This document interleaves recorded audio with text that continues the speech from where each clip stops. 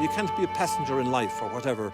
You can't be a couch potato or an observer. When you feel deeply about something, a major injustice like what's been perpetrated on Palestine, you have to do it, or else you die inside. Your conscience dies, and you begin making excuses. And I thank the good Lord or whatever, that I did act to my conscience and came here. And I'm, getting stronger as such with my commitment now is just total. Like, I just live Palestine and Ireland, and when I come here, I'm 64 now as such, but I've discovered not self-esteem, but confidence and something strong inside me. I'm realising it, and I feel good with that, man.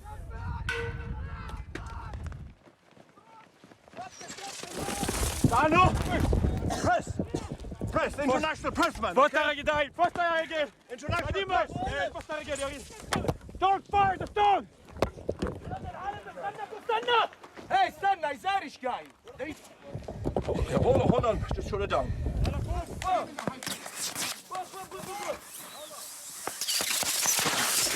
أنا قوم. Hi Tommy, مرحبا. How are you, Mohammed? How do you feel? Feel good, man. Good, yeah. Free Palestine.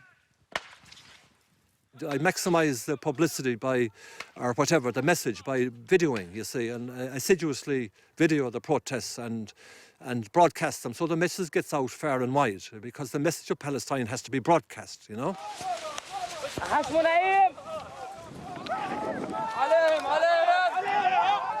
In Eileen in 2008, I think, the first killing of one of five took place. There was a 10-year-old boy, Ahmed Musa, and he was running away from the army. An army jeep pulled up, shot him dead through the head. I mean, his brains fell out. The people carrying Ahmed, they vomited because, the poor boy destroyed, The following day, at his burial, they killed another 19-year-old.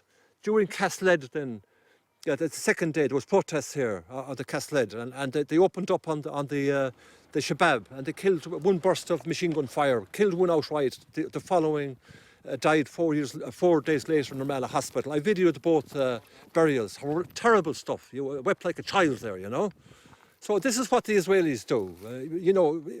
This is when they're using white phosphorus, dime, horrific new weapon called dime, white phosphorus and whatever, against defenseless Palestinian, in a cage or a prison called Gaza. And when the Palestinians in the West Bank come out in solidarity, they're just wiped out, they're just murdered, killed, And that's why I'm here. I'm driven by a deep sense of anger and outrage at what's been perpetrated on the Palestinians, and the obscene irony of it, or tragedy of it for the Jewish people that endured so much during the Holocaust of the Shoah by the Nazis. And what are they doing now?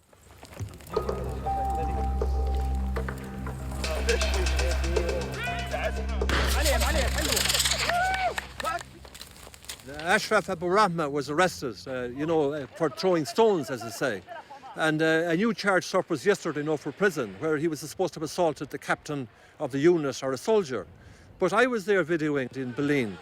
And Ashraf, once the protest reached the wall, Ashraf was there for a few minutes and he went to the back because Ashraf, on account of being brutalised and seriously assaulted at the Kalandia checkpoint, he's got serious, and his left ear is seriously impaired.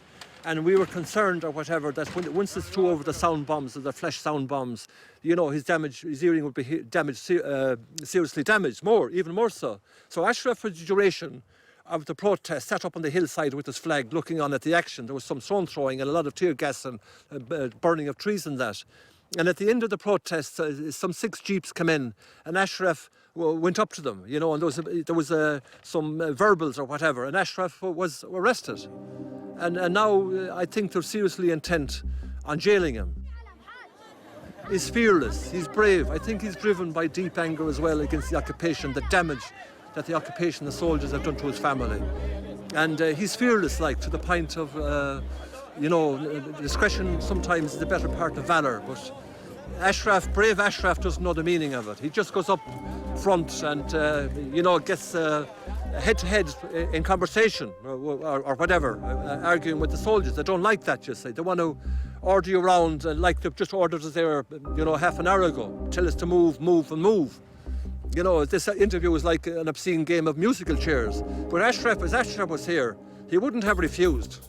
He'd have stayed his ground and they'd have come out and beaten him up, I suppose, and arrested him,